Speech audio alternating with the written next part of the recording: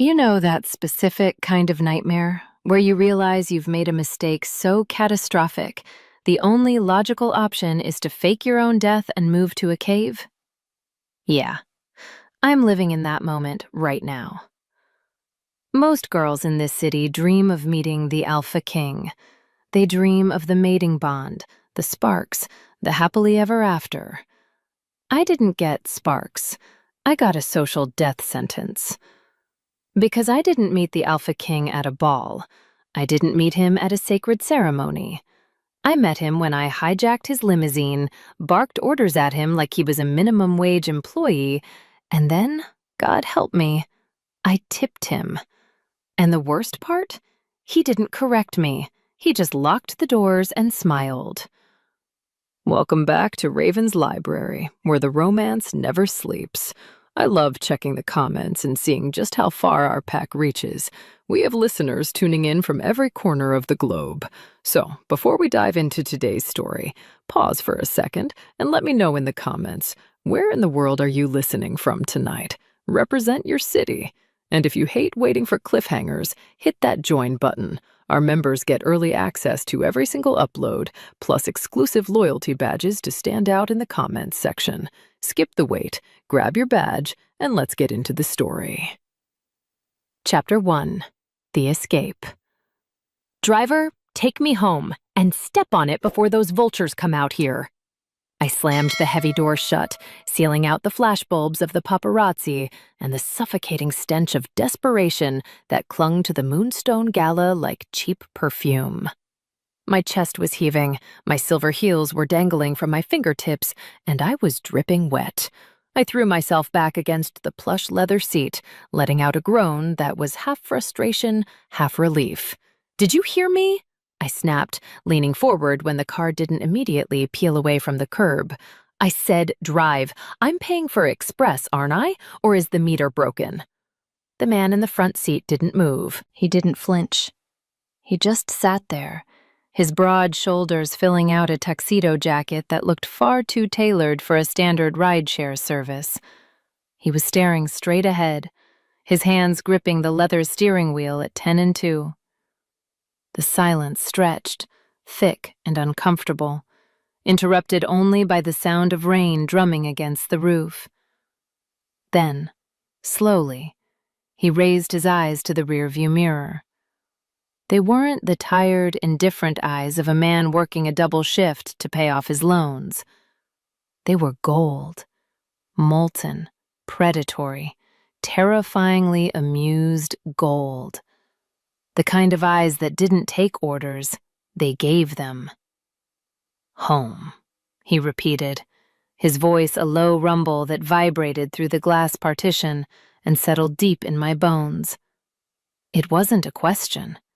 It sounded like he was tasting the word, rolling it around on his tongue to see if he liked the flavor. You want me to drive you home? Yes, home. I waved a hand impatiently at the partition, water droplets flying from my wrist onto the pristine upholstery. What is with this service tonight? Do I need to enter the coordinates manually? I live in the East District, the shabby part. Avoid the toll roads if you can, but honestly, just get me away from these blood-sucking aristocrats before I bite one of them. He turned his head slightly, just enough for me to see the sharp aristocratic cut of his jawline and the ghost of a smirk playing on his lips. Blood-sucking aristocrats, he mused, the amusement in his voice unmistakable. Rough night at the palace? You have no idea, I huffed, crossing my arms over my wet silk dress, shivering slightly as the adrenaline began to fade into irritation.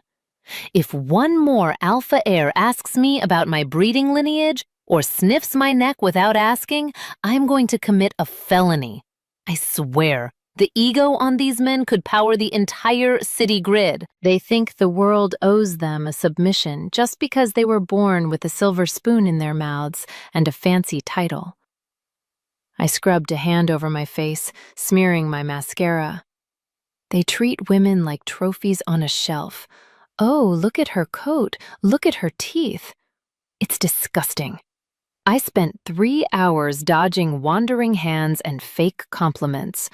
I'd rather run barefoot through broken glass than spend another minute in that ballroom. I paused, realizing I was venting to the help. It wasn't his fault the ruling class was composed of sociopaths. No offense to your gender, I added quickly, trying to sound magnanimous. I'm sure you're a lovely driver. You're working for a living, which already makes you 10 times more respectable than anyone inside that building. Just drive, please. The air in the car shifted. It grew heavy, charged with a strange static electricity that made the fine hairs on my arms stand up. The lock on the door clicked down with a definitive mechanical thud that echoed in the small space. The man in the front seat finally shifted gears. He didn't check a GPS. He didn't ask for an address. He just looked at me in the mirror again, that golden gaze locking onto mine with an intensity that made my wolf pace nervously in my chest. He looked like a wolf who had just found a rabbit that was stupid enough to jump straight into his den. "You want to escape the ego?" he asked, his voice dropping an octave, smooth as velvet wrapped around a jagged rock. "You want a man who knows how to just drive." "That is literally the definition of your job description," I retorted, though my voice wavered slightly. Why was he looking at me like that, like he was hungry? "Why are you looking at me like I'm the entertainment?" He chuckled. It was a dark, rich sound that seemed to come from the bottom of a well. "Gladly."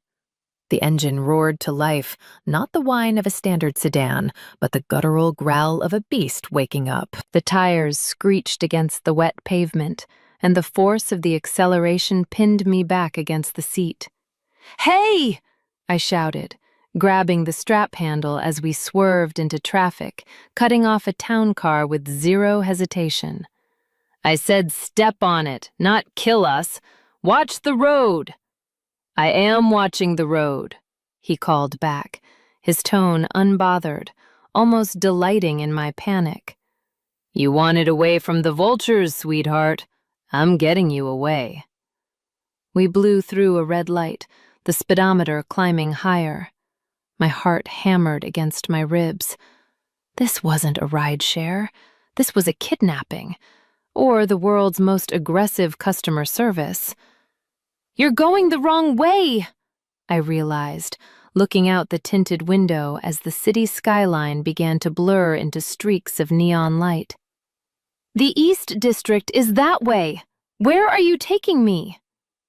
He didn't answer. He just floored it. Chapter 2. The Shortcut. "You are absolutely not watching the road. You're watching me in the mirror," I shouted, grabbing the leather armrest as the limo swerved around a slow-moving delivery truck with the kind of precision that suggested professional racing training, or a death wish. "And for the record, the East District is behind us. You missed the turn off 3 streets ago. Are you kidnapping me? Because I have pepper spray and I have very poor aim, so I will blind us both." "Relax," the driver said, his voice maddeningly calm over the roar of the engine. "I know where the East District is. We're taking a shortcut." "A shortcut?" I scoffed, leaning forward to glare at the back of his head. His dark hair was perfectly styled, not a strand out of place, despite the chaos he was inflicting on the laws of traffic safety. "We are currently heading toward the coastal highway. That is the opposite of a shortcut. That is the scenic route. I am not paying you for a tour of the cliffs, buddy. I'm paying you to get me to my couch, my sweatpants, and a bottle of cheap wine." "Maybe I think you need some air first," he countered. He banked the massive vehicle into a turn that shouldn't have been physically possible for a car the size of a city block. The tires screamed in protest, a high-pitched wail that made my wolf bristle beneath my skin. But the car didn't spin out. It hugged the asphalt like it had claws. "I don't need air," I need sanity, I snapped, though my heart was doing a traitorous little flip in my chest. And I certainly don't need life advice from a chauffeur who drives like he's fleeing a crime scene. Who taught you to drive? A video game? Something like that, he drawled. And I'm not fleeing. I'm relocating with enthusiasm. You're insane, I muttered, sinking back into the seat as we blasted onto the on-ramp. The city lights fell away, replaced by the dark, churning expanse of the ocean on one side and the towering cliffs on the other. The rain had turned into a mist, slicking the roads, making the black asphalt shine like obsidian. So, tell me, he said, his eyes finding mine in the mirror again. That golden gaze was relentless. It felt heavy, tangible, like a physical touch against my skin. Why the animosity toward the crown? You seemed ready to tear someone's throat out back there. I don't have animosity, I lied, looking out the window as the street lamps blurred into a single ribbon of light. I have exhaustion. Do you know what it's like to be surrounded by people who think their bloodline makes them a god? The Alpha King and his court, they're all the same, arrogant, detached. They look at people like me, working wolves, and see labor, or entertainment, or nothing at all. The driver went silent for a moment. People like you? Nobody wolves, I said, shrugging. I'm a graphic designer. I pay my own bills. I don't rely on a pack allowance. To men like the king, that makes me feral, uncontrollable. I let out a sharp, bitter laugh. I heard he has a collection of vintage cars he never drives. Just sits in his ivory tower, hoarding wealth, while the rest of us are out here fighting for a parking spot. He's probably never pumped his own gas in his life. The corner of the driver's mouth twitched. Is that so? Oh, absolutely. I bet he has someone to tie his shoes, I continued, warming up to the subject. He's probably soft, pampered. If he had to drive this car in this rain, he'd probably crash into a fire hydrant within 5 minutes. The car suddenly surged forward, the engine's growl deepening into a roar. The speed didn't terrify me, it thrilled me. And that was the problem. Soft, the driver repeated, the word rolling off his tongue like a dark promise. Well then, let's see how soft the ride gets. Chapter 3. The Adrenaline. He didn't slow down for the hairpin turn. Any normal driver would have tapped the brakes. A cautious driver would have slammed them. This lunatic downshifted. I felt the lurch in my stomach, the sudden shift in gravity as the limo's weight transferred to the front tires. He flicked the steering wheel, just a sharp, precise movement of his wrist, and the back of the car broke traction. We were drifting, in a limousine. Are you out of your mind?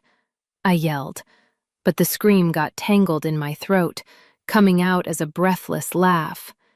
The massive vehicle slid sideways through the curve, the cliff edge terrifyingly close, the ocean crashing on the rocks below.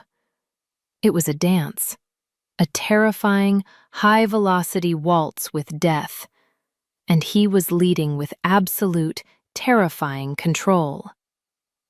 You called me soft, he called back, his voice effortless over the squeal of rubber on wet pavement. I figured I should tough it out. He corrected the slide with a smooth countersteer, the car straightening out just as we exited the curve and shot down the straightaway. My heart was hammering a frantic rhythm against my ribs, thud, thud, thud, matching the RPM of the engine. My wolf was pacing, tail wagging. She loved this. She loved the danger. She loved him. I didn't tell you to kill us, I shouted, gripping the partition, my face inches from the glass. I said the king was soft. You're just reckless. There's a difference. Is there? He glanced up, catching my reflection. You're not screaming, sweetheart. You're smiling. I touched my face. He was right. I was grinning like a maniac. The rush of wind, the vibration of the engine, the sheer audacity of this man hijacking my night. It was the most alive I'd felt in years. It was better than the gala, better than the champagne. It was raw. Don't call me sweetheart, I managed to say, trying to inject some authority back into my voice, but it lacked heat. And keep your eyes on the road, driver. If I die in a rented tux, my mother will never forgive me. It's not rented, he murmured, almost to himself. What? Nothing. He took the next curve faster. Tell me to stop. What? Tell me to stop, he challenged, his voice dropping that octave again, vibrating through the floorboards. Say the word. Say stop. I'm scared. I want to get out. And I'll pull over right now. I'll drive you home at 30 miles per hour like a good little employee. I looked at his hands on the wheel. Large. Capable. No rings that I could see from this angle. Just power.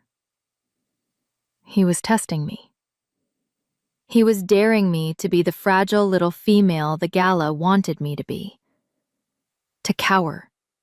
To submit to the fear. I leaned closer to the partition, narrowing my eyes. Faster. I saw his head snap up in surprise. Excuse me? You heard me, I said, my voice steady, fueled by the same fire that made me run into the rain.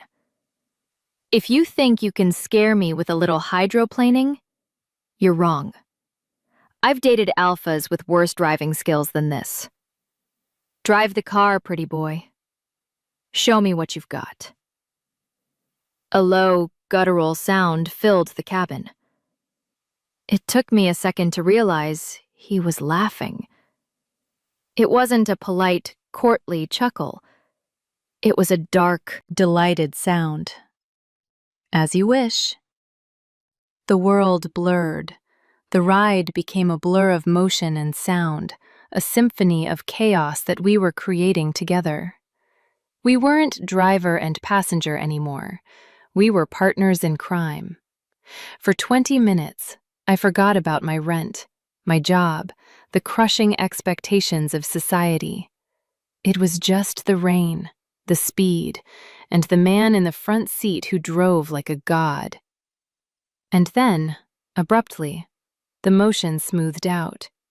The engine quieted.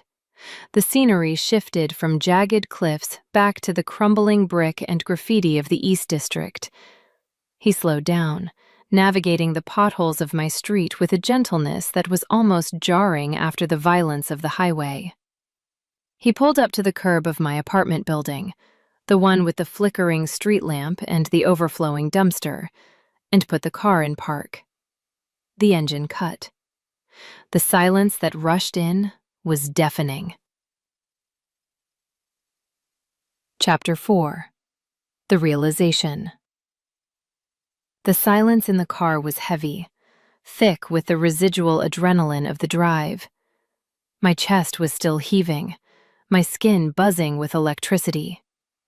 I sat there for a moment, staring at the back of his head, trying to compose myself. I felt unmoored, like I had just stepped off a roller coaster and hadn't quite found the ground yet. Well, I breathed out, smoothing the wet silk of my dress over my knees. You certainly took the scenic route. "You asked to be taken away," he said. His voice was different now that the engine wasn't roaring. It was quieter, deeper. "Did I succeed?" "Yes," I admitted, my hand trembling slightly as I reached for my purse. "You did. Though I'm pretty sure you violated about 40 traffic laws. I should report you." "You could try," he said, and I could hear the smile in his voice. "I'm serious," I said, fumbling with the clasp of my clutch. "You're a menace. A talented menace, but a menace." I finally got the bag open and fished around for my wallet. "And since I'm a woman of my word, I'm paying you, even though you technically kidnapped me for half an hour." I pulled out a crumpled $20 bill, my emergency pizza money. It was all the cash I had on me. I leaned forward to slide it through the gap in the partition. "Here, for the gas, and for not killing us." At that moment, he reached up and flicked the overhead dome light on. The cabin flooded with harsh yellow light. For the first time, I saw him clearly. Not as a silhouette, not as a pair of eyes in a mirror, but as a man. And my heart stopped. Dead. The black hair was swept back with a casual elegance that cost more than my college tuition. The tuxedo wasn't just tailored, it was bespoke, the fabric absorbing the light. But it wasn't the clothes. It was the face. The sharp, high cheekbones. The scar just above his left eyebrow that every tabloid had analyzed for meaning. The predator's jawline. And the ring. His hand was resting on the center console, inches from where I was holding the money. A heavy gold signet ring sat on his finger. Embossed into the metal was the snarling wolf head with the crescent moon in its jaws. The royal crest. The seal of House Valerius. My breath hitched in a strangled gasp. I looked from the ring to his face. He turned in his seat, draping his arm over the backrest, and looked me dead in the eye. Up close, his eyes were devastating. Gold flecked with obsidian. The eyes of the apex. "Roman," I whispered, the name slipping out before I could stop it. Not Your Majesty. Not Alpha King. Just Roman. "Sophie," he replied. He knew my name. How did he know my name? "You have a very vigorous critiques of my leadership style. I'm impressed." I froze. My brain was short-circuiting. I had just spent 40 minutes treating the Alpha King of the entire continent like an Uber driver. I had insulted his driving. I had called him pretty boy. I had called him soft. I was going to be executed, or exiled, or worse, put on the front page of the Daily Shifter. He looked at the $20 bill in my hand, then up at my face. One eyebrow arched perfectly. "Is that for me?" Panic, hot and white, flooded my system. Fight or flight kicked in. And since I couldn't fight the Alpha King, and I refused to faint, my brain chose a third option. Audacity. I couldn't take it back. I couldn't apologize. If I apologized now, I would be just another groveling subject. I would be exactly what I told him I hated. My hand stopped shaking. I hardened my expression, masking the terror with a mask of pure, unadulterated sass. "Yes," I said, my voice surprisingly steady. "It's for the ride." The service was adequate. I tossed the crumpled $20 bill onto the center console. right next to his priceless royal signet ring. "Keep the change, Your Highness." I didn't wait for a reaction. I grabbed the door handle, shoved it open, and practically fell out onto the wet sidewalk. I didn't look back. I kicked off my shoes and ran toward my apartment building door like the hounds of hell were snapping at my heels. Behind me, in the silence of the street, I heard a sound that chilled me to the bone. He was laughing. Chapter 5. The Hunt Begins. I didn't sleep, obviously. I spent the next 48 hours in a state of hyper-caffeinated paranoia, peeking through my blinds every time a car drove past. I was waiting for the secret police, or a royal summons, or a drone strike. You don't just throw pocket change at the man who owns half the continent and expect to get away with it. I had visions of being dragged to the dungeons, or worse, being sued for emotional distress. Can kings sue for emotional distress? He probably wrote the laws, so yes. But Monday morning arrived, and I wasn't in shackles. I was just tired, hungover on anxiety, and late for work. I dragged myself into Prism Design, the boutique marketing agency where I worked as a senior graphic designer. I kept my head down, avoiding eye contact, half expecting my face to be plastered on the muted TVs in the lobby with a caption like, "Wanted, the woman who tipped the king." But the news was just the usual weather reports and celebrity gossip. No mention of a mystery woman in a wet dress. Maybe he forgot, I told myself, as I slumped into my desk chair. Men like him meet thousands of people. I was just a blip. A weird, rude, sodden blip on his radar. Then the weird stuff started. First, it was the coffee. I went to the break room to get my usual sludge, but the machine had been replaced. Gone was the ancient dripper that tasted like burnt plastic. In its place was a gleaming chrome espresso machine that looked like it cost more than my car. A note taped to it read, "For the office, enjoy, management." I narrowed my eyes. My boss, Greg, was so cheap he rationed paper clips. Then came the email from my landlord. Subject, rent payment. "Hi, Sophie. Just letting you know your rent for the next 12 months has been paid in full via anonymous wire transfer. Also, the building is being repainted next week. Best, Mr. Henderson." I choked on my new high-quality espresso. Paid in full? Anonymous wire transfer? My stomach dropped. This wasn't a clerical error. This was a message.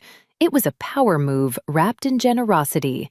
He was telling me, "I know where you live, I know what you struggle with, and I can fix it with a snap of my fingers." It didn't make me feel grateful. It made me feel cornered. I pride myself on surviving on my own. I don't take handouts, and I certainly don't take hush money from kings who think they can buy my silence or my dignity with free rent. I was fuming by lunchtime.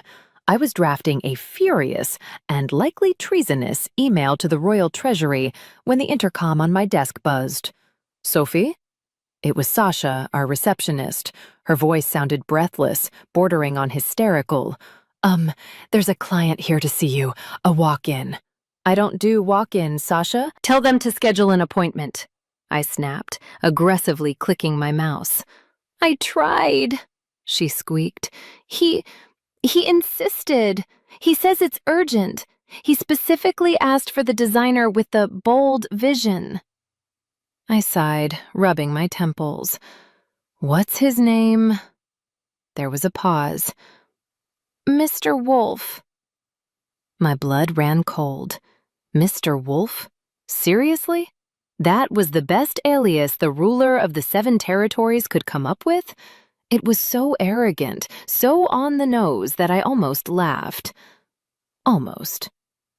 "Send him back," I whispered, my heart hammering a frantic rhythm against my ribs. I stood up, smoothing down my pencil skirt, wishing I had worn something more intimidating than a thrifted cardigan. I heard the heavy thud of footsteps coming down the hallway. The chatter in the office died down instantly. The air pressure in the room seemed to drop, the way it does right before a tornado touches down. And then he filled the doorway. He wasn't wearing a tuxedo this time. He was wearing a charcoal gray suit that fit him like a second skin, highlighting the width of his shoulders and the dangerous tapering of his waist. He looked out of place in our fluorescent-lit office, like a panther stalking through a petting zoo. He scanned the room, dismissing my coworkers with a glance before his eyes locked onto mine. Those golden eyes, they were dancing with amusement. "Miss Sophie," he said, his voice a low purr that made Sasha drop her stapler in the background. "I hear you're the best in the business. I have a project that requires a steady hand." Chapter 6. The Consultation. "Mr. Wolf," I replied, my voice surprisingly steady given that my knees felt like jelly. "Please, come in." I gestured to the 2 chairs in front of my desk. He stepped into my small glass-walled office and closed the door behind him. Instantly, the room felt microscopic. He sucked all the oxygen out of the space, his scent, rain, ozone, and expensive sandalwood, overwhelming my senses. He didn't sit. He walked around the perimeter of the room, trailing a hand along my bookshelf, examining my framed awards like he was inspecting a new acquisition. "Cozy," he murmured, picking up a stress ball shaped like a grenade. "Is this where the magic happens?" "This is where I work," I said, moving behind my desk to put a barrier between us. "To what do I owe the pleasure, Mr. Wolf?" And I use that name loosely, considering it's about as subtle as a brick to the face. He chuckled, turning to face me. He placed the grenade back on the shelf with deliberate care. "I value directness. I thought you appreciated that. You certainly were direct the other night." "I was mistaken the other night," I corrected, booting up my computer monitor to avoid looking at his mouth. "And I thought I made it clear that the transaction was concluded. I paid you. We're square." "Square?" He raised an eyebrow, stepping closer to the desk. "You think a crumpled 20 covers the cost of hijacking a royal vehicle?" "It covers the gas," I shot back, lifting my chin, "and the emotional distress of your driving. Now, do you actually have a design project, or are you just here to harass the working class?" "Both," he said seamlessly. He sat down then, reclining in the cheap office chair with the grace of a man ascending a throne. "I have a new venture, a luxury transport service, high-end, discreet, for the discerning client who wants to be taken exactly where they need to go." I stared at him. He was mocking me. He was literally turning our accidental meeting into a business pitch just to mess with me. "Let me guess," I said dryly. "The tagline is gladly." His lips quirked. "I like it. Write that down." "I'm not writing anything down," I said, crossing my arms. "I can't take you on as a client. It's a conflict of interest." "What conflict?" "The conflict where you're the king and I'm the woman who threw money at you," I hissed, leaning over the desk and lowering my voice. Are you doing this? The rent? The coffee machine? Are you trying to buy me?" Roman's expression sobered. The playful glint vanished, replaced by a sudden, terrifying intensity. He leaned forward, matching my posture, until our faces were inches apart. "If I wanted to buy you, Sophie, I wouldn't start with rent. I'd start with the city block." My breath hitched. "I don't want to buy you," he continued, his voice dropping to that vibration-level rumble. "I want to see if you're real. Most people, when they realize who I am, they change, they shrink, they fawn. But you..." He reached into the inside pocket of his suit jacket. "You double down." He pulled out the $20 bill. My $20 bill. He had smoothed it out, pressed it flat, and, I realized with horror, laminated it? No, not laminated. It was in a protective plastic sleeve, like a rare baseball card. "I keep this on my desk," he said softly. "It's the first time anyone has paid me for my effort in a decade. It's motivating."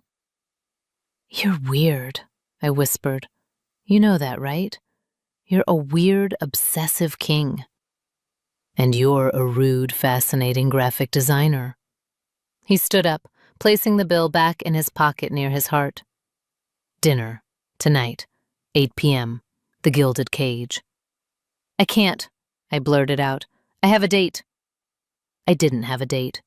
I had a date with a microwave burrito and a rerun of a crime documentary. But I needed a shield. Roman paused. His eyes darkened, shifting from gold to a deep molten amber. The temperature in the room plummeted. "A date," he repeated, the word tasting sour in his mouth. "With whom?" "Gary," I lied. "He's an accountant. He drives a Volvo. He drives it very slowly. It's going to be thrilling." Roman stared at me for a long beat, his jaw ticking. Then a slow, predatory smile spread across his face. It wasn't a nice smile. It was the smile of a wolf who had just decided to hunt. "Gary," he mused. "Well, I suppose I'll see you around, Sophie. Don't work too hard." He turned and walked out, leaving the door wide open. I collapsed into my chair, my heart racing, feeling like I had just survived a bomb disposal. I needed a real date. Fast. Chapter 7. Public Property. Gary was real. Sort of.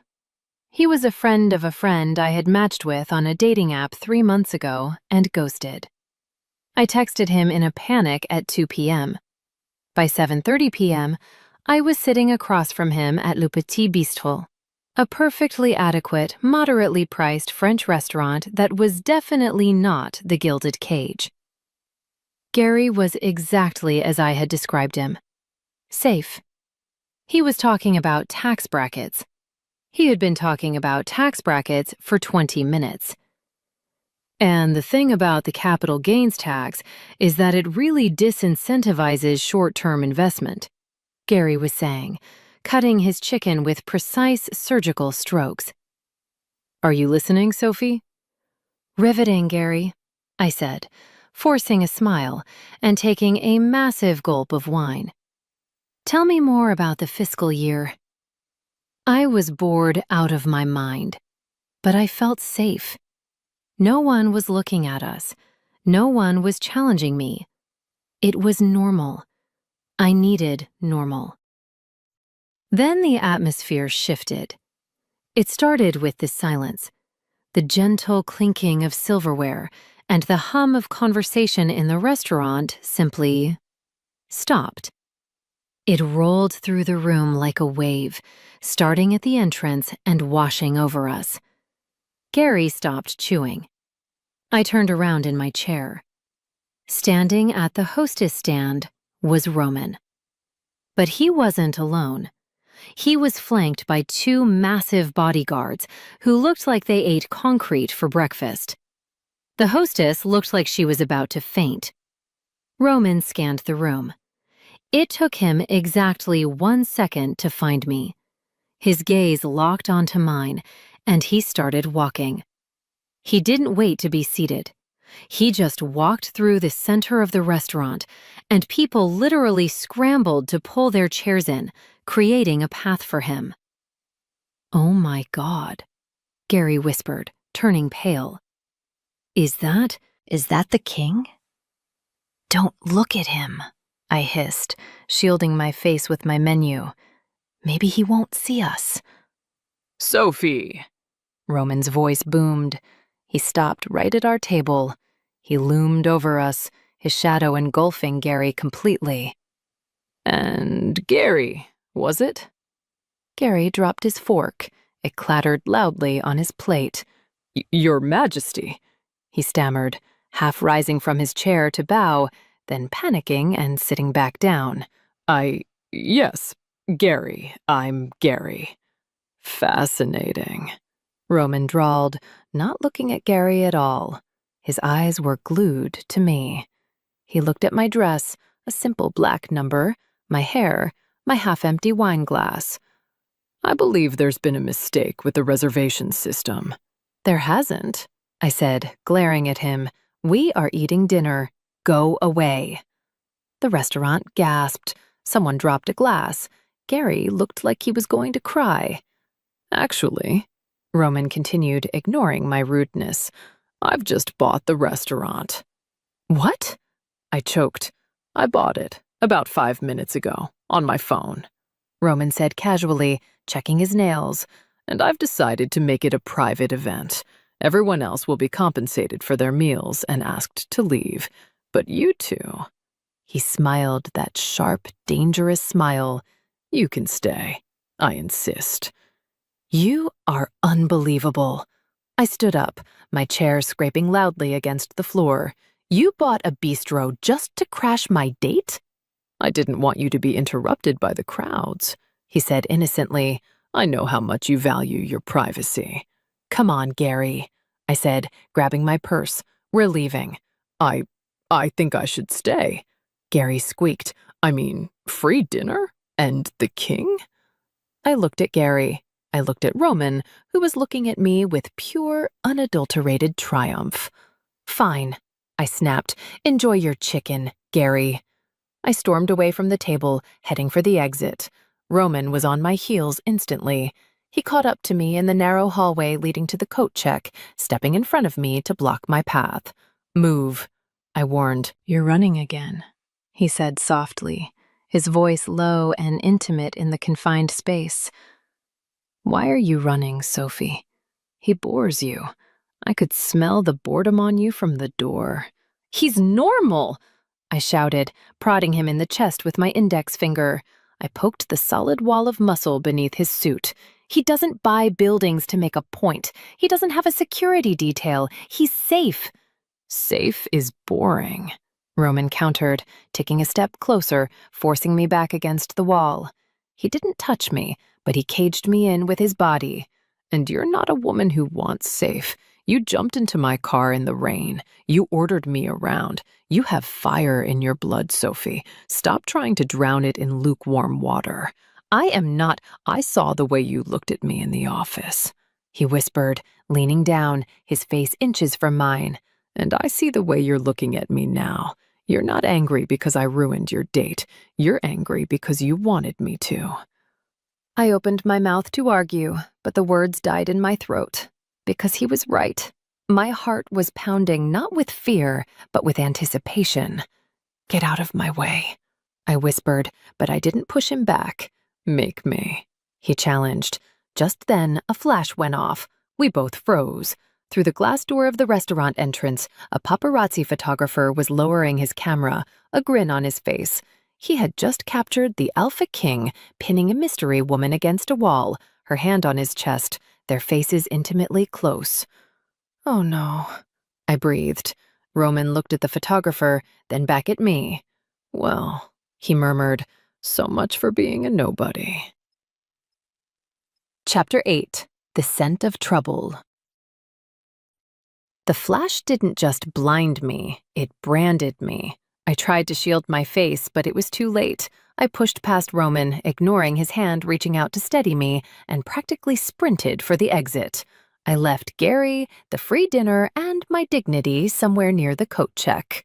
I got home, locked my door, drew the curtains, and prayed that the news cycle would find something more interesting by morning. Maybe a political scandal, or a celebrity breakup. Anything other than the king and the commoner. I was naive.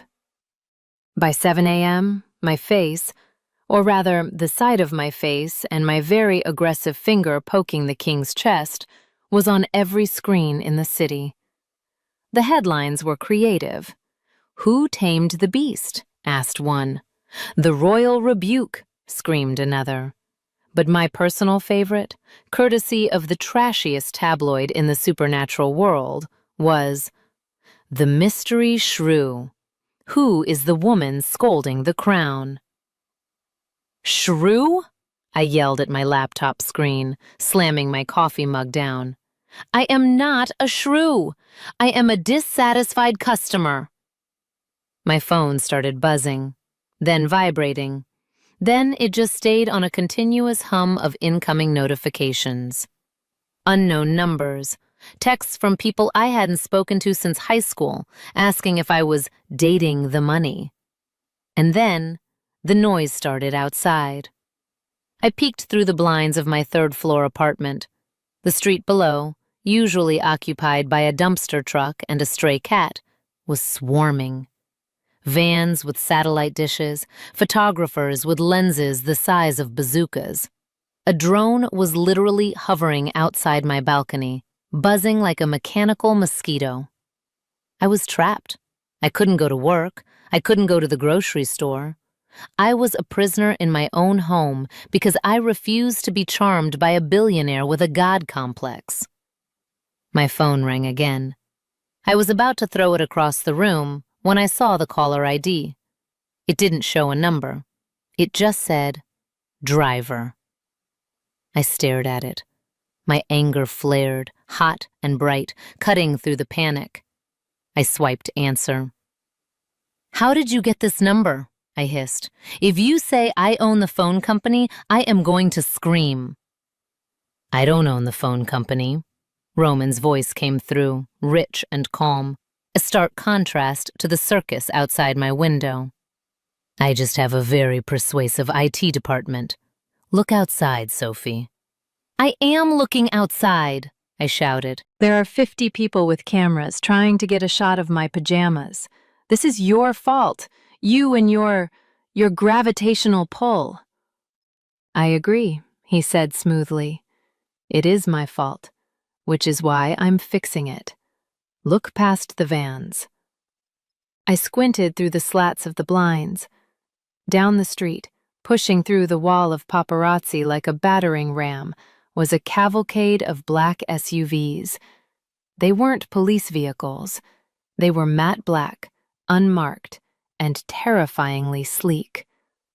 The lead vehicle pulled up onto the sidewalk, blocking the entrance to my building. 4 men in tactical suits, Royal Guard, hopped out. Pack a bag, Roman ordered. You have 3 minutes before they secure the hallway. I am not going with you, I argued, pacing my small living room. This is kidnapping. Again. I am not some damsel who needs rescuing from the big bad media. I can handle this. I'll just wait them out. I have soup. Canned soup. Sophie, Roman said, his voice dropping to that low, vibrating rumble that made my knees betray me. They aren't going to leave. They smell blood in the water.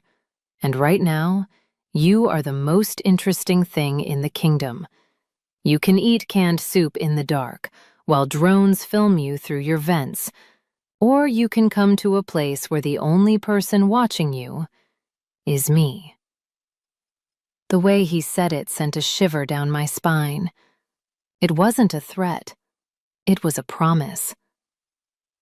I hate you, I whispered, grabbing my duffel bag.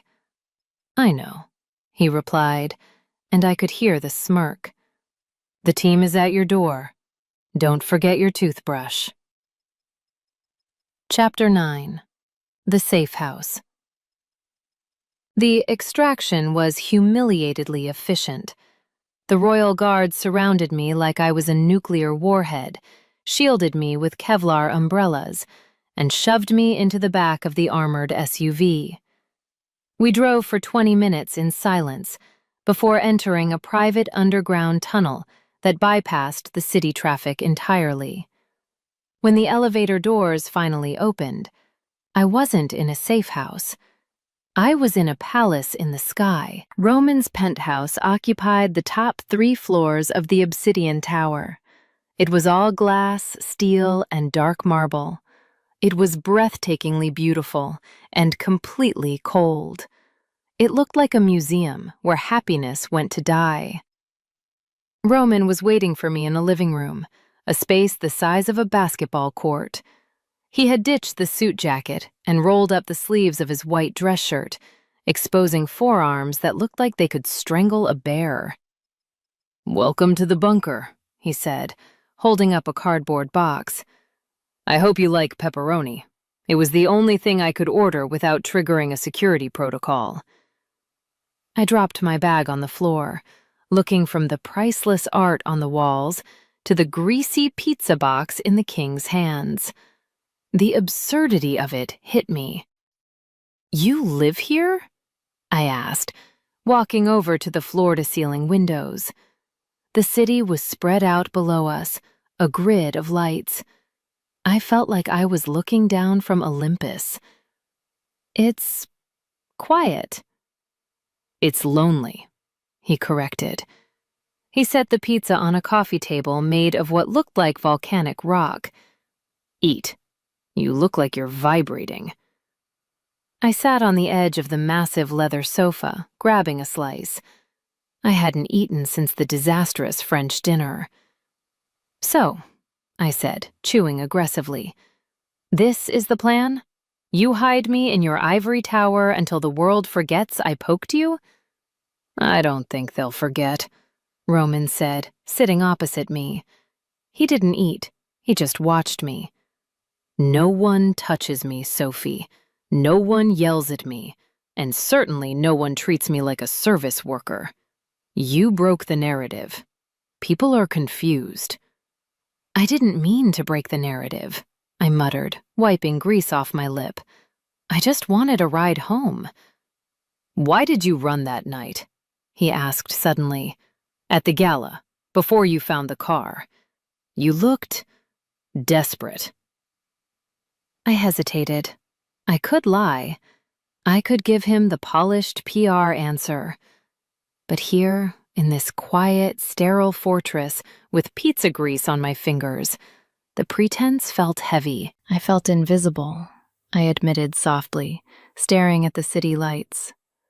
Not invisible like no one sees me. Invisible like I didn't matter.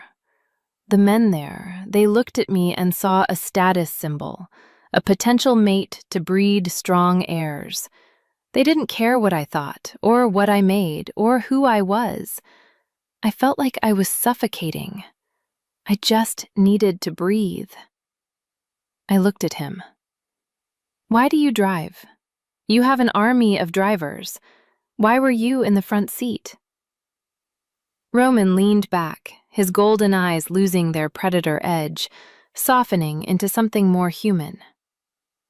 "Control," he said. "My entire life is managed. My schedule, my meals, my laws, my wars. I am the apex. I am responsible for everyone. But behind the wheel, it's just physics. Input and output. If I turn the wheel, the car turns. If I hit the gas, it goes. It's the only place where I am just a man in a machine. Until you jumped in." He leaned forward, his elbows on his knees. And then, for the first time in 10 years, I wasn't just driving. I was chasing. "I wasn't trying to be chased," I whispered. "I know," he said. "That's why I can't stop." Chapter 10. The Almost Kiss. The air in the penthouse changed. Outside, the weather had turned. A summer storm was rolling in, heavy and purple, mirroring the night we met. Thunder rumbled low and deep, shaking the glass walls. Inside, the lights flickered and dimmed, casting the vast room into shadow. We had finished the pizza. We had finished the small talk. Now there was nothing left but the silence and the undeniable magnetic pull that had been tugging at my chest since I first saw his eyes in that rearview mirror. Roman stood up. He walked over to where I was sitting, but he didn't sit back down. He stood over me, his presence overwhelming. He smelled like rain and power. "You should go to bed," he said. His voice was rough, strained. "The guest suite is down the hall. It has a lock. You'll be safe." "I know I'm safe," I said, standing up to face him. It was a mistake. Standing up put me inches from his body. I could feel the heat radiating off him. "You're not the one I'm afraid of, Roman." "You should be," he murmured. He reached out, his hand hovering near my face before his fingers lightly grazed my cheekbone. His touch was electric. My breath hitched. "My wolf. He doesn't understand why you're in my territory, but not in my bed. He's getting impatient." "And you?" I challenged, my voice barely a whisper. "What do you understand?" "I understand that you are trouble," he said, his thumb tracing the line of my lower lip. "I understand that you value your freedom more than anything, and I understand that if I kiss you right now, you might run again." He stepped closer, caging me against the back of the sofa. There was nowhere to go. I didn't want to go anywhere. The storm outside flashed, illuminating his face, the hunger, the restraint, the raw need. "I'm not running," I said. The truth of it surprised me. I was done running. Roman's eyes flared. His hand moved from my face to the nape of my neck, his fingers tangling in my hair. He pulled me closer, tilting my head back. His gaze dropped to my lips. "Then tell me to stop," he whispered, echoing the words from the car. "Tell me to stop, Sophie."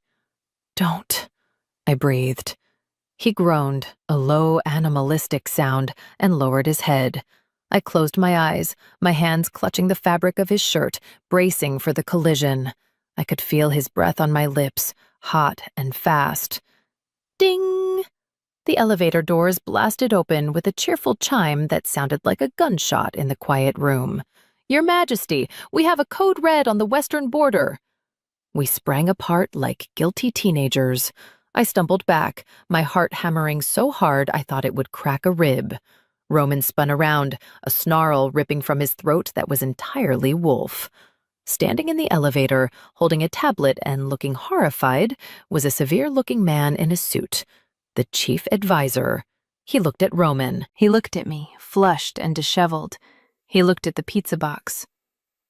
"Am I interrupting?" the advisor asked, his voice dripping with judgment.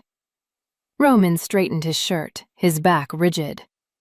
"Get out," he growled. "Sir, the council is—" "I said—" Roman turned, his eyes glowing fully gold now, terrifying and absolute. "Get out." The advisor didn't flinch. He looked straight at me, his eyes cold and calculating. "I think it's Ms. Sophie who needs to leave, sire, before she causes irreparable damage to the crown's image. We can pay her off in the lobby." The air left the room. The heat vanished, replaced by a cold, sharp reality. Roman went still. I felt the shame hit me like a physical blow. Pay her off. I looked at Roman's back, waiting for him to defend me, waiting for him to say I wasn't for sale. He didn't speak. He was too busy fighting his own wolf to control the rage. But to me, it looked like hesitation, and that was all I needed to see. Chapter 11. The Reality Check. Pay her off. The words hung in the air like toxic smoke, choking the oxygen out of the room. They were simple words, spoken with the casual, bored indifference of a man ordering a coffee, but they hit me with the force of a physical blow. I looked at the advisor. He was a thin man with glasses that caught the light, hiding his eyes. He wasn't looking at me with hatred. He was looking at me with annoyance. To him, I wasn't a person. I wasn't the woman who had just been moments away from kissing the king. I was a pothole in the road, a stain on the carpet, a liability to be scrubbed clean with a checkbook. I looked at Roman. He was still facing away from us, his hands clenched into fists at his sides. The muscles in his back were coiled so tight, the seams of his shirt looked ready to burst. A low, vibrating growl was emanating from his chest, a sound that was pure primal warning. I knew, logically, that he was fighting his own instincts. I knew he was likely seconds away from ripping the advisor's throat out, and was using every ounce of his willpower to remain human. But in that moment, logic didn't matter. What mattered was the silence. He didn't speak. He didn't spin around and roar, "How dare you!" He didn't immediately claim me. He hesitated. And in the world of kings and commoners, hesitation is a verdict. The shame that washed over me was hot and agonizing. It burned away the desire, the almost kiss, the fantasy of the last 48 hours. It woke me up. "You don't need to check the budget," I said. My voice was quiet, but it sliced through the tension in the room like a razor blade. The advisor blinked, finally looking at me. "Excuse me?" I said, "You don't need to check the budget," I repeated, stepping out from the shadow of the sofa. I walked over to where my duffel bag lay on the floor. I picked it up, slinging the strap over my shoulder. It felt heavy. It felt like reality. I'm not for sale, and I'm not a liability. "Sophie," Roman growled, his voice strangled, like he was speaking through crushed glass. He started to turn, his movement jerky and unnatural. Don't what?" I asked, looking at his back. "Don't leave? Don't listen to the man who manages your life?" "He's right, Roman. Look at us." I gestured between his bespoke shirt and my wrinkled jeans, the pizza box, and the $1,000,000 view. "This isn't a romance. It's a PR crisis waiting to happen. You're the king. I'm just the girl who needed a ride." "I am trying not to kill him," Roman managed to get out, his knuckles turning white. "That's the problem," I said sadly. "You have to try. You have to fight your own world just to have a conversation with me. I don't want to be a battle you have to fight every day." I walked to the table where we had eaten. I grabbed a napkin and a pen from the hotel-style stationery kit. I scribbled 2 words. "Fun's over." I left the note on top of the pizza box. "There," I told the advisor, who was watching me with a mixture of confusion and relief. "Problem solved. The liability is removing herself." I walked toward the elevator. "Sophie!" Roman roared. The sound shattered a vase on the mantel. It was the sound of a predator whose mate is walking away. He spun around, his eyes burning with a terrifying golden light. But I was faster. I hit the button. The doors were already open from the advisor's arrival. I stepped in and slammed my hand on the lobby button. "Goodbye, Your Highness," I whispered.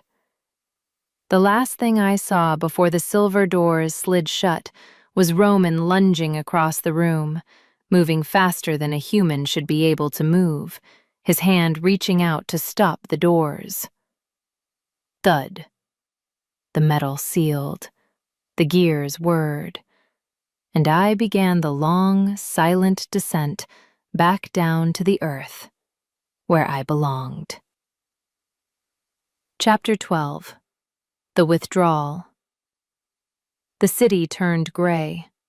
I don't mean that metaphorically. I mean that the moment I left the obsidian tower, the summer storm that had been threatening to break finally unleashed itself, and it didn't stop raining for 6 days. The sky was a bruised purple, the clouds hanging low and heavy over the skyscrapers, weeping onto the pavement. It was fitting. I went back to my apartment. I went back to work. I blocked the number labeled driver.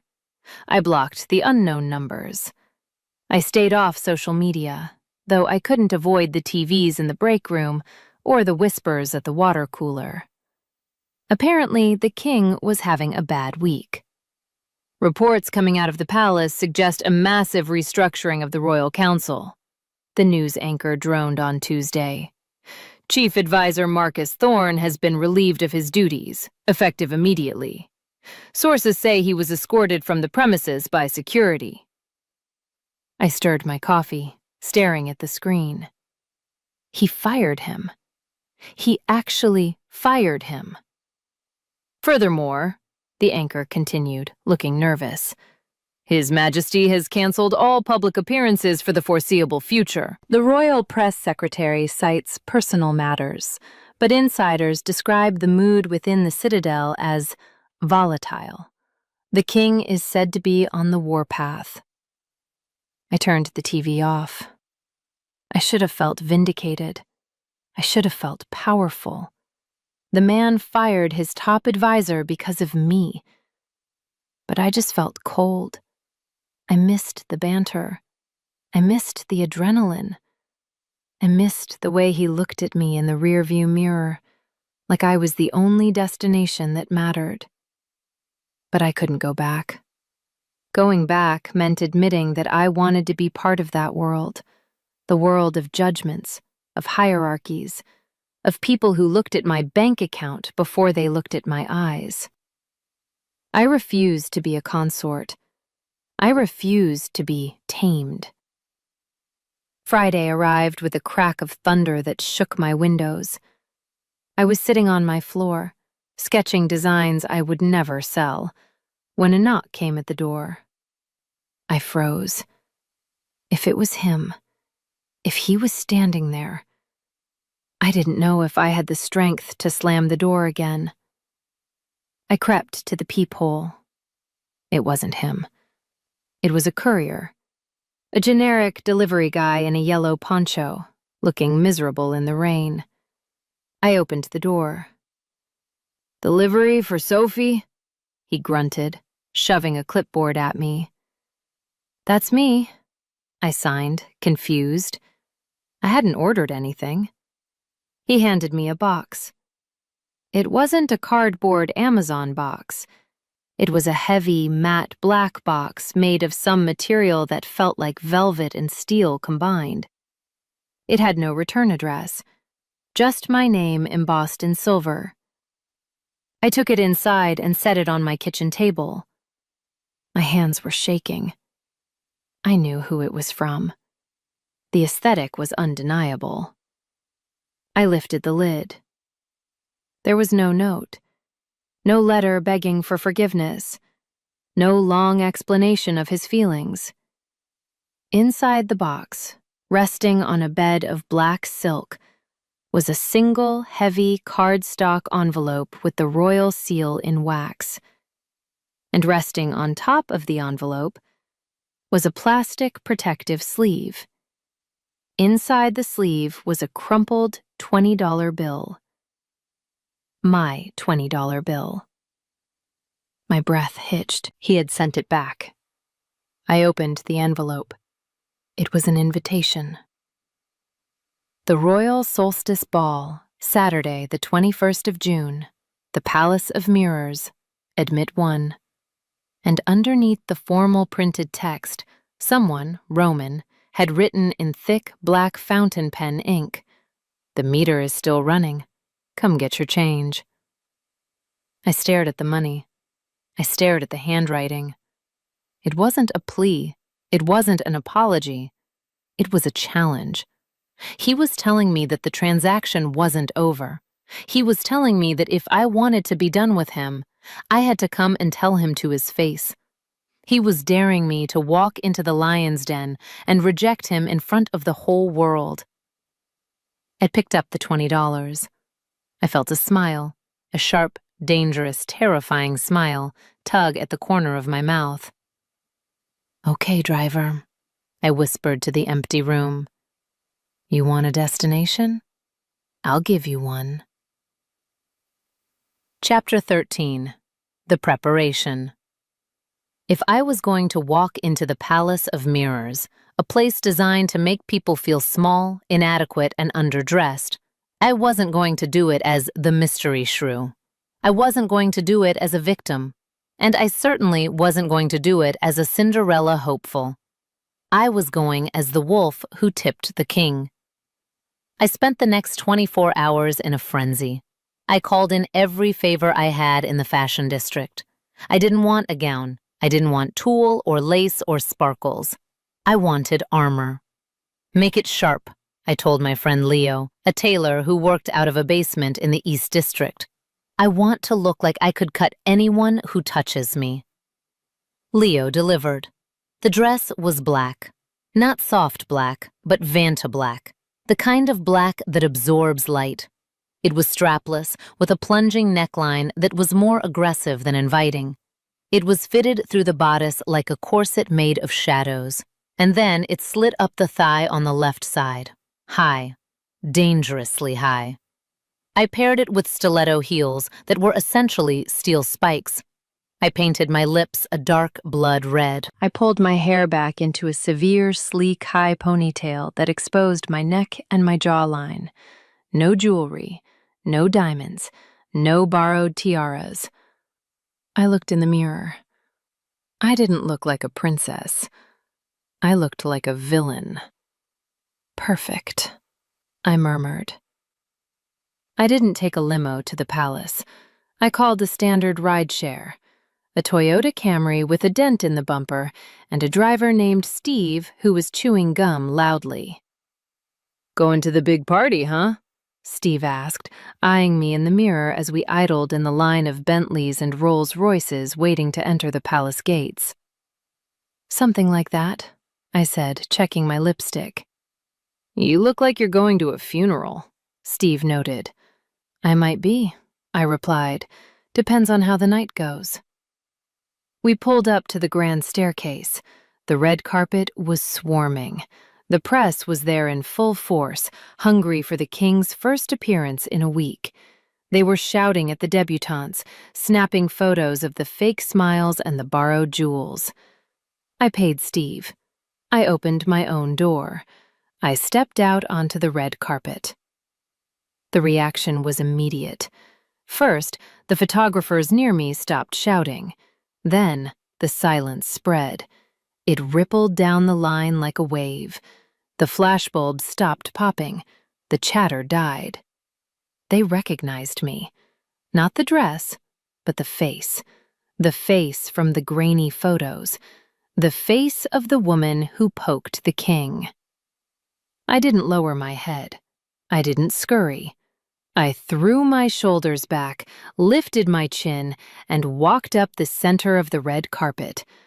I could feel the weight of 1,000 eyes on me. I could hear the whispers starting. "Is that her? She actually came? Look at that dress." I reached the top of the massive marble stairs. The royal guards at the door, the same ones who had extracted me from my apartment, stiffened. They looked at me, then at each other. They didn't ask for my invitation. They bowed. They pulled the massive 20-foot-tall golden doors open. A blast of music and light hit me. The ballroom was enormous, filled with the scent of lilies and old money. Hundreds of heads turned toward the open doors. I took a deep breath. I gripped the $20 bill in my clutch like a talisman. I stepped across the threshold. Chapter 14. The Lion's Den. If silence had a sound, this was it. It was a roar of withheld breath, a vacuum created by 500 people simultaneously judging a single soul. I stood at the top of the marble staircase, the golden light of the chandeliers beating down on me like a spotlight in an interrogation room. I could feel the vibrations of the music fading away as the orchestra, sensing the shift in the room's atmosphere, trailed off into an awkward silence. I didn't scan the room for exits. I scanned it for him. The Palace of Mirrors lived up to its name. Every wall was lined with antique looking-glass, refracting the scene into a dizzying kaleidoscope of diamonds, silk, and hypocrisy.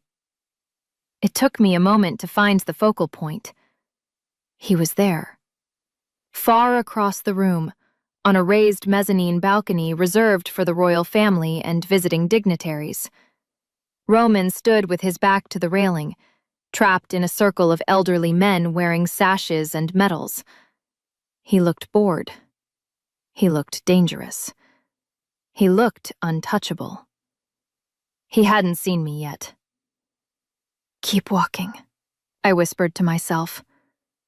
"Don't trip. Don't faint. And for the love of God, don't growl." I descended the stairs.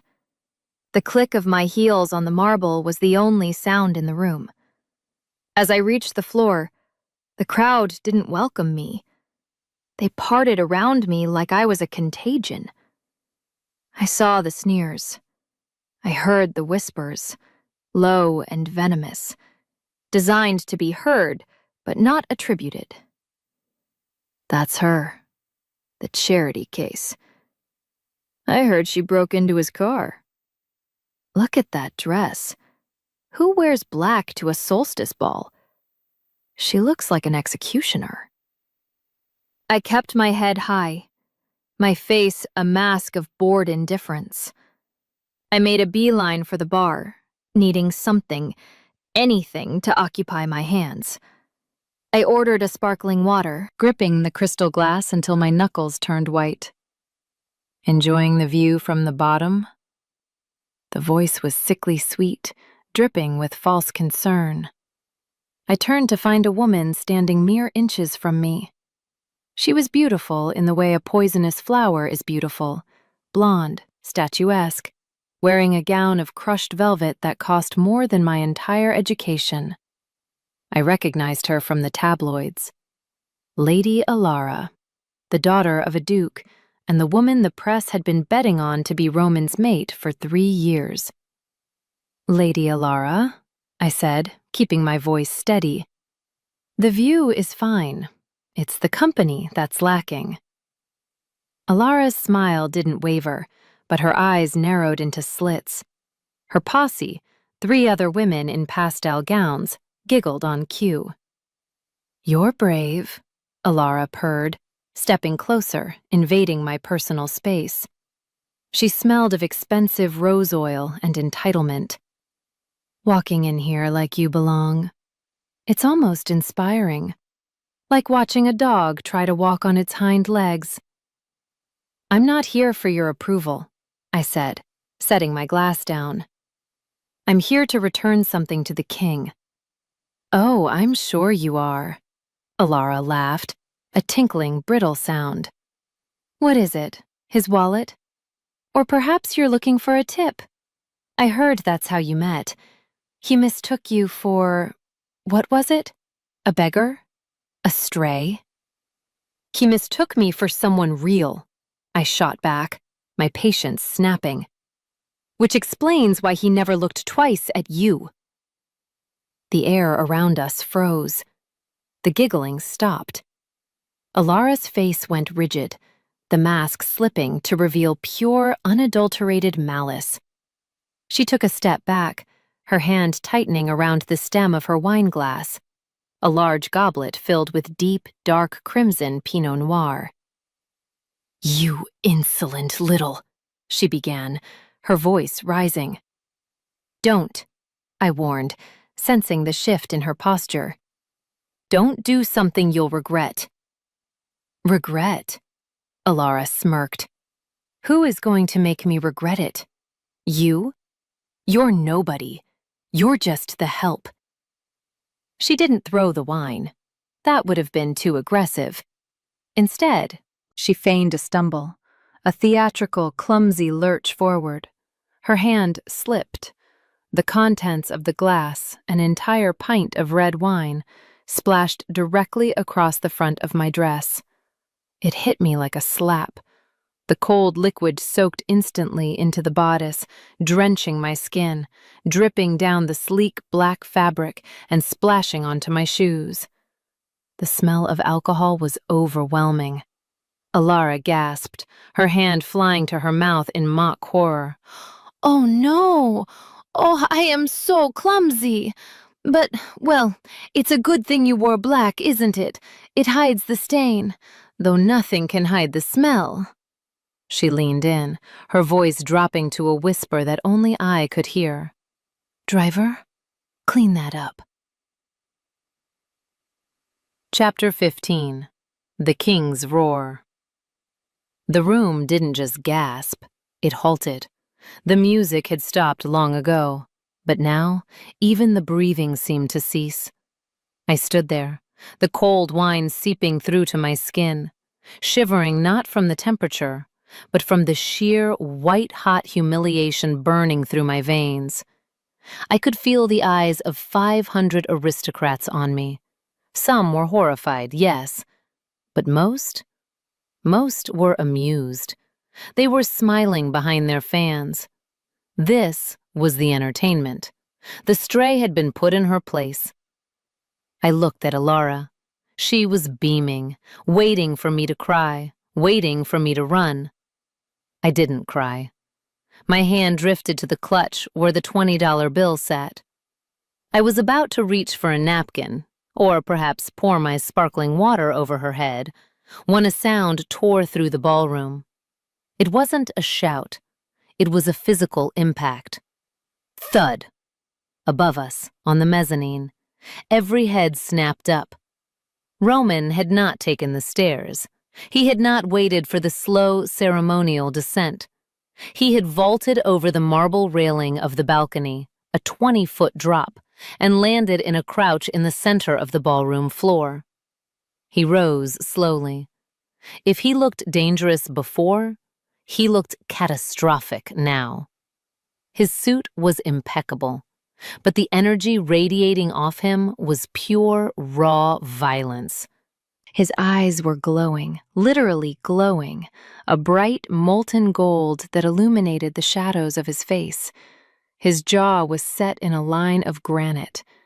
He didn't look at the crowd. He didn't look at the guards who were scrambling to catch up. He looked at me. And then he looked at Alara. Alara's smile vanished. She took a step back, faltering. Your Majesty, it was an accident. She bumped into me and—" Roman didn't speak. He started walking. He moved through the crowd like a shark moving through water. People didn't just step aside. They scrambled, tripping over their gowns to get out of his path. The air around him seemed to crackle with ozone. He wasn't running, but he closed the distance in seconds. He stopped between me and Alara. He didn't even look at her. He turned his back to her completely, dismissing her existence entirely. He looked at the wine soaking my chest. He looked at the droplets on my shoes. A muscle in his cheek ticked. "Are you burned?" he asked. His voice was low, rough, and terrifyingly gentle. "No," I whispered, my voice shaking despite my best efforts. "It's just wine, Roman. It's disrespect." He cut me off. He shrugged out of his tuxedo jacket.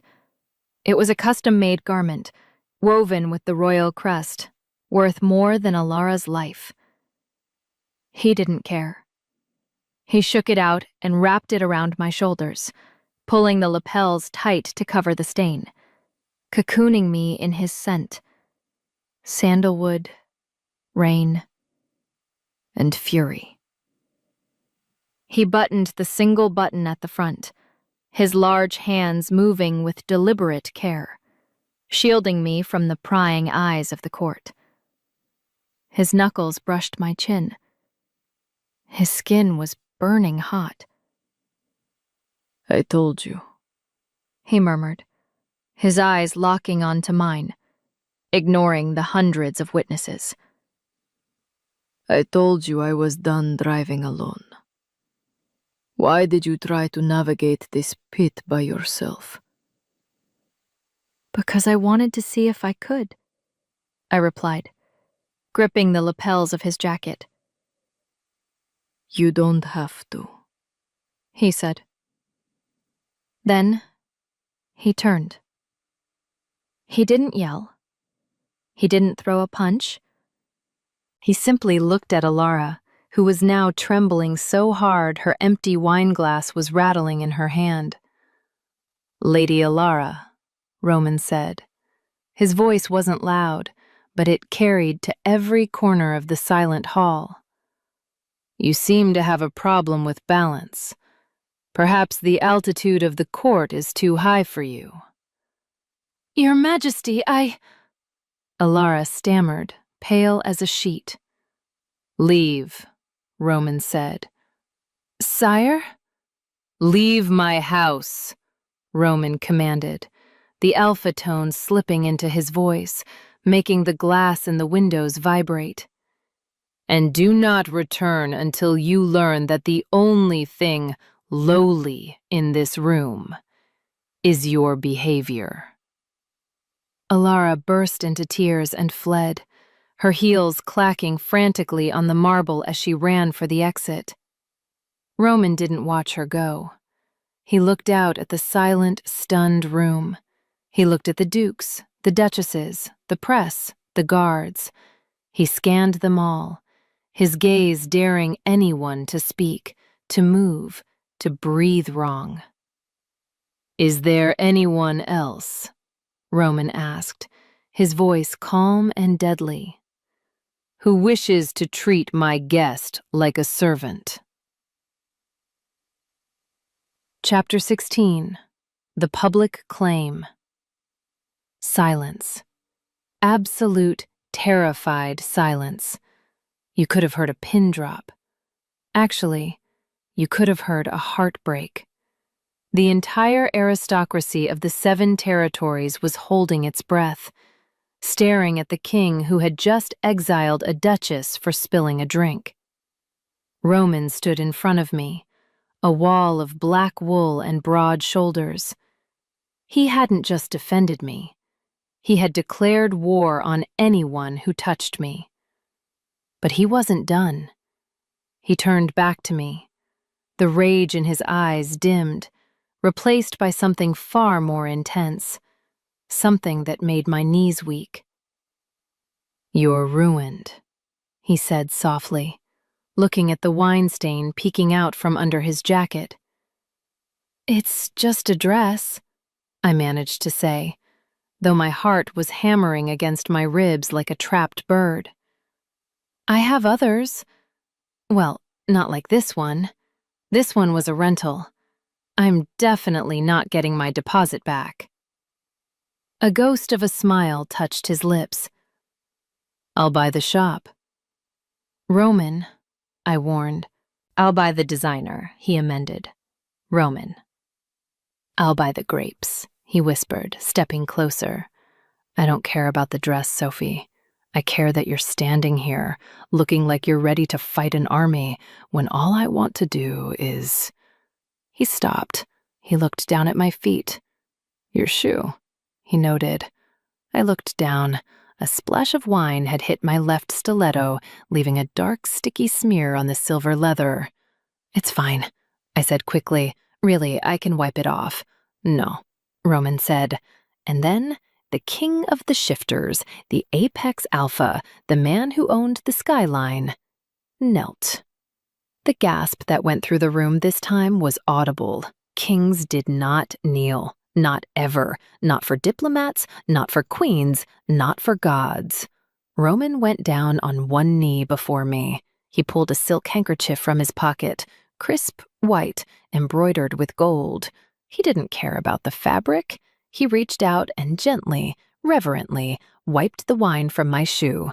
He took his time. He cleaned the leather until it shone. Then he rested his hand on my ankle, his thumb brushing the sensitive skin there. The heat of his touch traveled straight up my leg and settled in my core. He looked up at me from his kneeling position.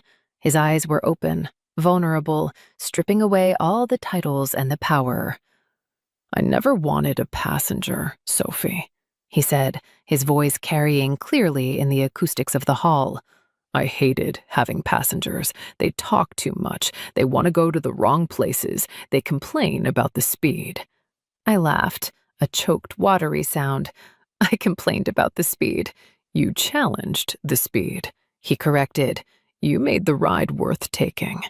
He stood up, rising to his full height, towering over me but making me feel like the tallest person in the room. He held out his hand, palm up, an invitation. "I'm done driving circles around this city alone," he said. "I need a navigator. I need someone who isn't afraid to tell me when I'm lost. I need you." He took a breath. "Sophie." Will you take the wheel? It wasn't a marriage proposal. It was something bigger. In our world, asking someone to take the wheel was asking them to share the control, to share the burden, to lead with him. I looked at his hand. I looked at the $20 bill still clutched in my fingers. I looked at the crowd. They were blurring into the background. None of them mattered. The judgment, the status, the fear, it was all noise. The only thing that was real was the man standing in front of me, offering me his world. I dropped the $20 bill. It fluttered to the floor, landing on the spot where he had knelt. I placed my hand in his. "Only if I get to choose the radio station," I whispered.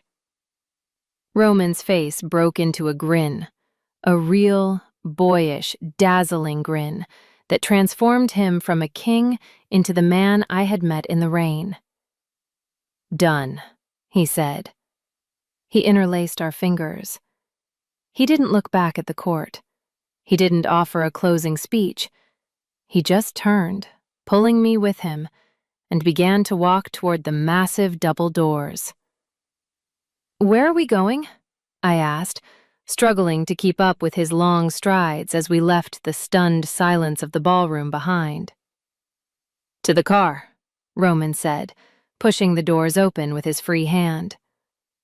The cool night air hit us, smelling of rain and freedom. "And then?" He looked down at me, his eyes shining. "Wherever you want."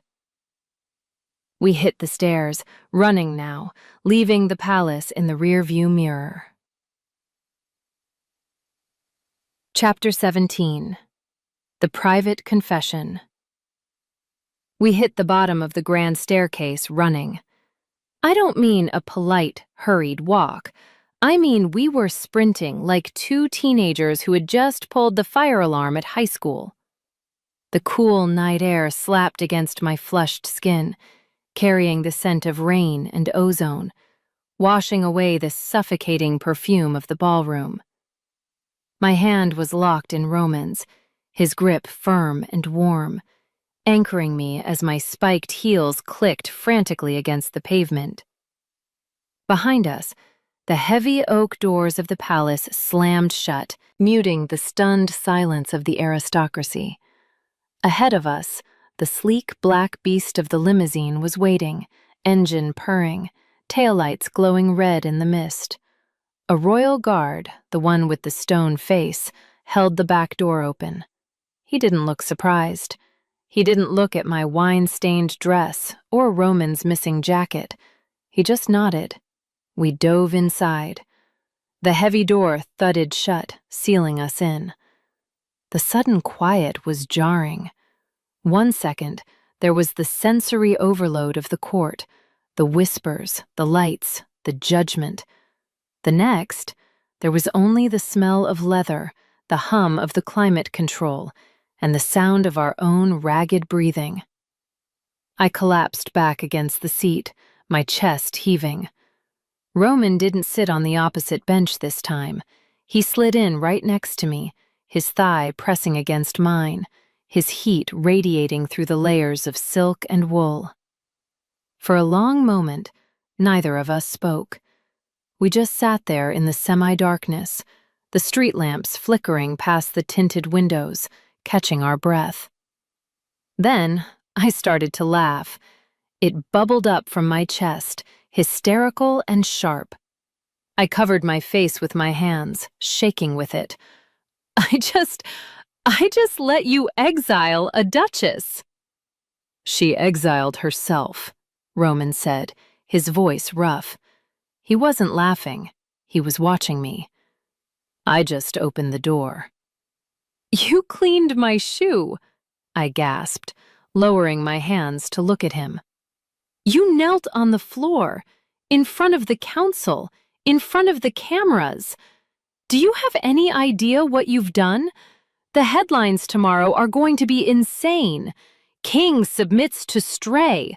Monarchy crumbles over Pinot Noir." "Let them write," Roman dismissed, reaching out to tuck a loose strand of hair behind my ear. His fingers lingered on my jaw, his touch grounding me. "I don't care about the headlines, Sophie. I care about the fact that for the last week, every time I walked into a room, it felt empty because you weren't in it." The laughter died in my throat. The air in the car shifted, becoming heavy and charged, just like it had that first night. But this time, there was no fear. There was no confusion about who he was or what I was. "I wasn't running from you," I whispered, the confession spilling out before I could stop it. "That night at the penthouse, when I left, I wasn't running because I didn't want this. I was running because I was terrified of disappearing." I looked down at his jacket, still draped over my shoulders. "In your world, people like me, we get swallowed whole. We become accessories, the king's mate, the king's shadow. I fought so hard to be Sophie, just Sophie. I didn't want to lose her." Roman shifted, turning his body fully toward me. He took my face in both of his hands, forcing me to look at him. His eyes were gold, endless and consuming, but they were filled with a terrifying amount of tenderness. "You could never disappear," he said fiercely. "You are the loudest thing that has ever happened to me. You walked into my car and ordered me around. You threw money at me. You challenged me. Sophie, you didn't disappear in my world. You woke it up." He leaned closer, his forehead resting against mine. "I don't want a shadow. I have enough shadows. I want the woman who drives too fast and tips too little. I want the partner." My heart stuttered. "A partner?" "A co-pilot," he corrected, a ghost of a smile touching his lips. "No partition, no glass wall, just us." I looked toward the front of the car. The privacy divider was down. The driver, the guard, was rigidly facing forward, but there was no glass separating us from the front, and more importantly, no barrier separating us from each other. "No partition," I repeated softly. "Never again," Roman promised. He didn't wait for permission this time. He didn't ask me to tell him to stop. He bridged the gap, his mouth capturing mine with a hunger that had been building since the moment he saw me in his rearview mirror. It wasn't a gentle kiss. It was a collision. It was desperate and messy and real. I wrapped my arms around his neck, pulling him closer, tangling my fingers in his hair. The smell of rain and sandalwood enveloped me, drowning out the last lingering doubts. He tasted like power and surrender. He groaned against my lips, his hand sliding down to grip my waist, pulling me onto his lap. The friction of the silk dress against his suit trousers sent a jolt of electricity straight to my core. "Sophie," he murmured against my neck, his voice wrecked. "Tell me where to go. Tell me what you want." I pulled back just enough to look him in the eye. I saw the raw need there, the absolute willingness to give me everything he had. I realized then that he wasn't trying to cage me. He was handing me the keys. I smiled, breathless and aching and completely sure. "Drive," I whispered. "Where?" he asked, his lips brushing mine. I reached up and unbuttoned the top button of his shirt. "I don't care," I said. "Just drive."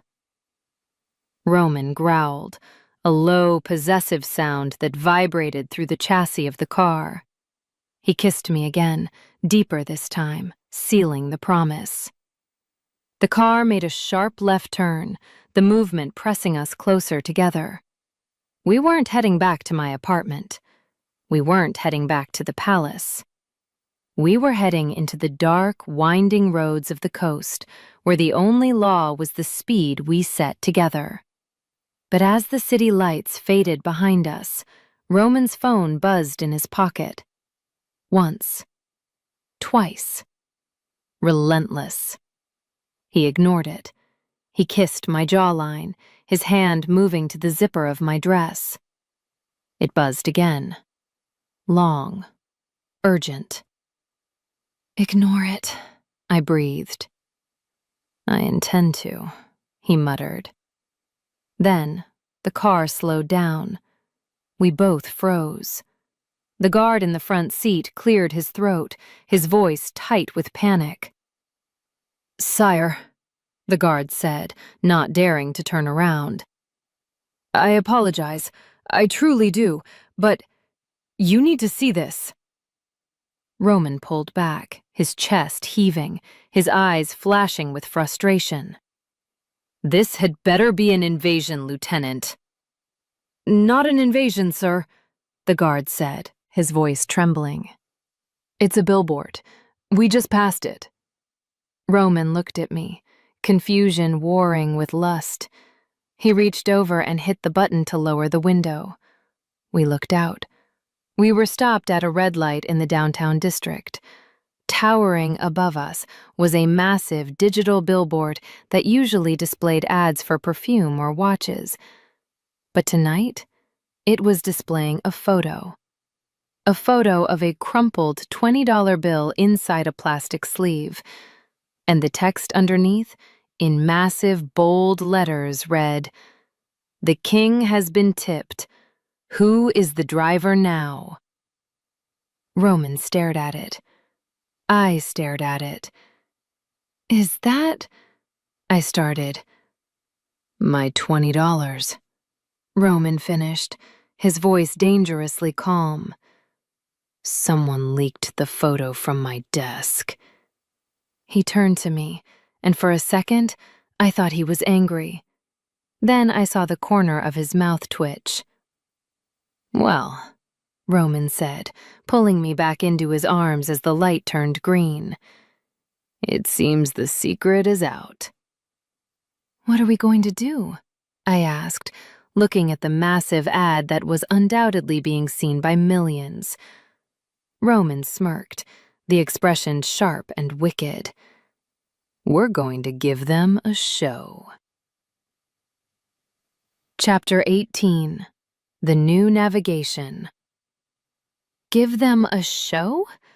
I repeated, my voice squeaking slightly as the limo idled beneath the glowing 50-foot image of my pizza money. "Roman, that's not a show. That's a scandal. That's the end of your dignity." Roman just laughed. It was a free, unburdened sound that I was hearing more and more often. He leaned over, not to hide, but to press the button that lowered the tinted window all the way down. The humid night air rushed in, carrying the noise of the city and the hum of the intersection. A few pedestrians on the sidewalk looked up, saw the billboard, then looked down, saw the king in the car, and practically dropped their phones. My dignity survived a century of wars and a decade of peace treaties, Roman said, resting his arm casually on the window ledge, letting the world see him, letting them see us. He pulled me into his side, his hand claiming my waist with zero hesitation. I think it can survive a $20 tip. Besides, I kept the money. Technically, I'm a paid professional. He looked at me, his eyes dancing. Let them talk, Sophie. Let them stare. I'm done hiding the best thing that ever happened to me behind tinted glass.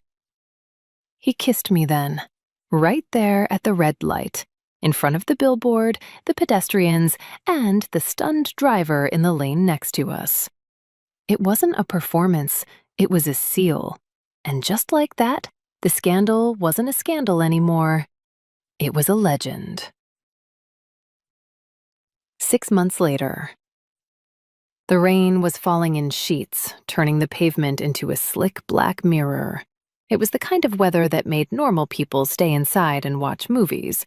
But for the attendees of the Winter Solstice Gala, it was just another atmospheric backdrop for their diamonds to shine against.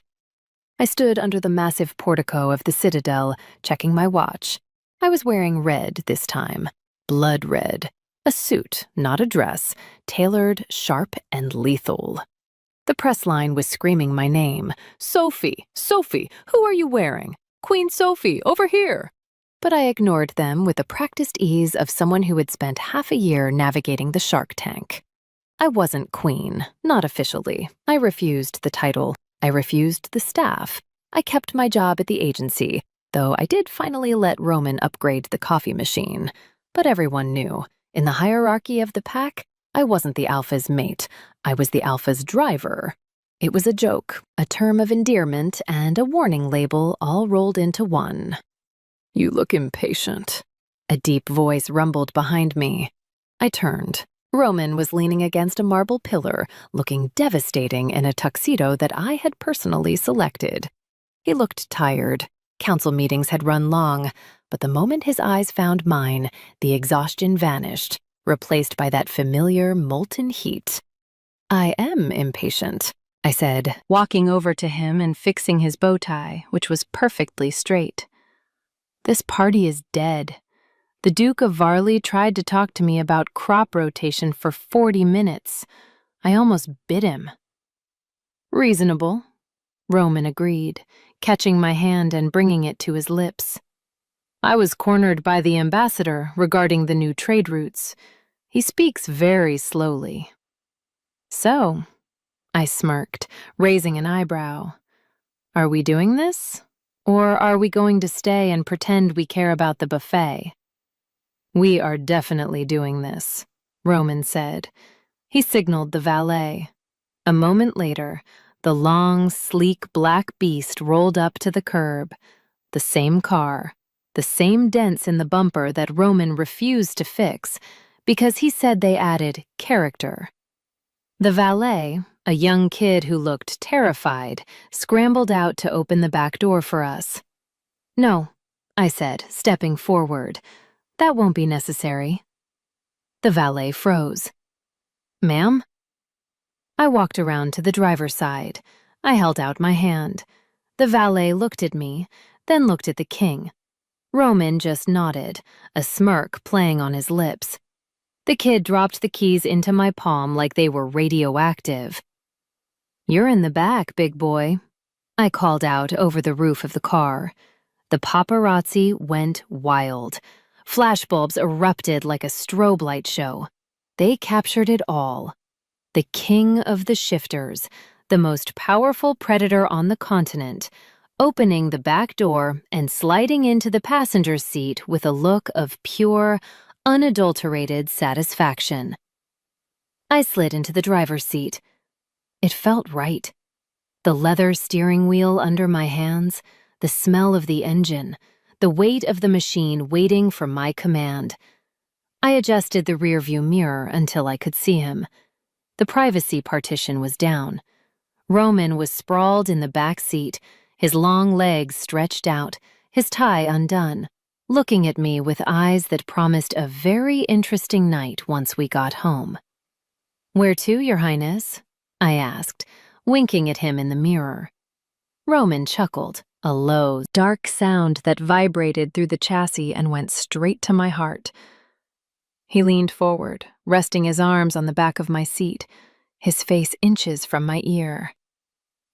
"Home, driver," he whispered, biting my earlobe gently. "Take me home." I grinned, shifted into gear, and floored it. The tires screeched, the engine roared, and as we peeled away from the palace, leaving the stunned aristocracy in our wake, I knew one thing for sure. It was going to be a hell of a ride. Quick favor, don't go anywhere yet. If you thought the driver mistake was wild, you haven't seen anything yet. In the video on your screen right now, she mistakes the Alpha King for the butler and hands him her coat. He doesn't correct her, he just locks the door. Click that video right now. You do not want to miss this fallout.